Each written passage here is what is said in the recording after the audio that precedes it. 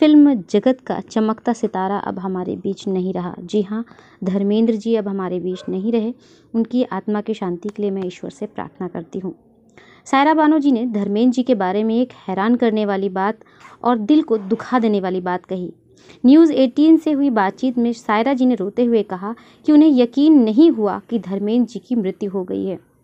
उन्हें लगा कि फिर से अफवाह फैलाई गई है, क्योंकि धर्मजीत तेजी से ठीक हो रहे थे। उन्हें वेंटिलेटर से हटाने की तैयारी शुरू कर दी गई थी, यानी धर्म जी की सेहत में तेजी से सुधार हो रहा था।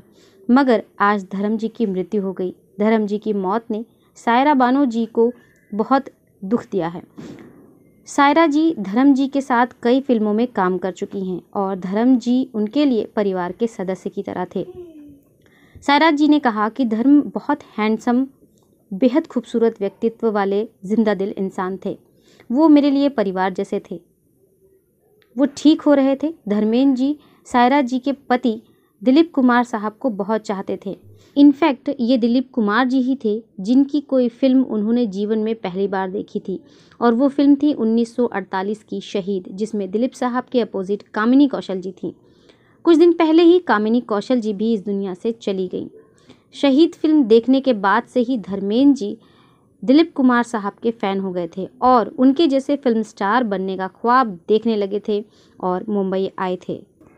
एक्टिंग का पैशन पढ़ाई लिखाई पर हुआ हावी। धर्मेंद्र जी का असली नाम धर्मेंद्र नहीं बल्कि कृष्ण देवल था। उन्होंने अपनी शुरुआती पढ़ाई गांव लांटन कला से की, जहां उनके पिता स्कूल के हेडमास्टर थे। इसके बाद उन्होंने फगवाड़ा के रामगढ़िया कॉलेज में इंटरमीडिएट की पढ़ाई की।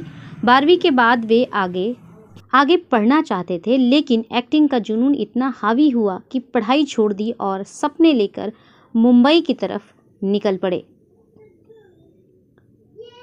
डेब्यू से सुपरस्टार बनने तक का सफ़र। फिल्म फेयर न्यू टैलेंट जीतकर मुंबई आए धर्मेंद्र ने 1960 में दिल भी तेरा हम भी तेरे से एक्टिंग डेब्यू किया। पहली फिल्म नहीं चली, लेकिन रास्ते खुल गए। इसके बाद अनपढ़, बंदनी, शोला और शबनम से लेकर शोले, धर्मवीर, सीता और गीता, चुपके चुपके धर्मेंद्र जी की कुछ खास फिल्में हैं जिनमें उन्होंने रोमांस, कॉमेडी और एक्शन करके हर किरदार में छाप छोड़ दी। अवार्ड, सम्मान और जुनून। धर्मेंद्र जी ने सिर्फ एक्टिंग ही नहीं की बल्कि प्रोडक्शन पर भी कदम रखा। भारतीय सिनेमा में योगदान के लिए उन्हें 2012 में पद्म भूषण से सम्मानित किया गया। उन्होंने नेशनल अवार्ड और film fair life time achievement award भी जीता। दिल में रहा हमेशा गांव। कभी दिलीप कुमार को अपनी प्रेरणा मानने वाले धर्मेंद्र जी आज खुद लोगों की प्रेरणा बने हुए हैं।